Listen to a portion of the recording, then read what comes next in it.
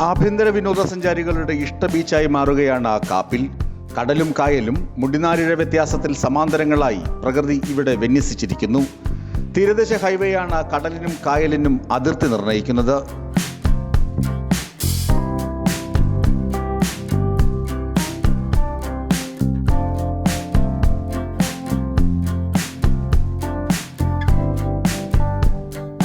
വശ്യമനോഹരമായ ഇവിടം ബീച്ച് ഡ്രൈവിനും സജ്ജമാണ്. താരതമ്യേന അപകട സാധ്യത തീരെ കുറഞ്ഞ തീരമാണ് കാപ്പിൽ.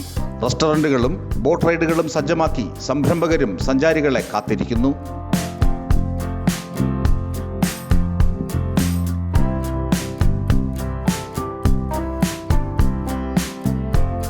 പക്ഷേ നിർഭാഗ്യമെന്ന് പറയട്ടെ, നമ്മുടെ ടൂറിസം പ്രൊമോഷൻ കൗൺസിലുകൾ കാപ്പിൽ ബീച്ചിന്റെ സാധ്യത ഇതുവരെ തിരിച്ചറിഞ്ഞിട്ടില്ല.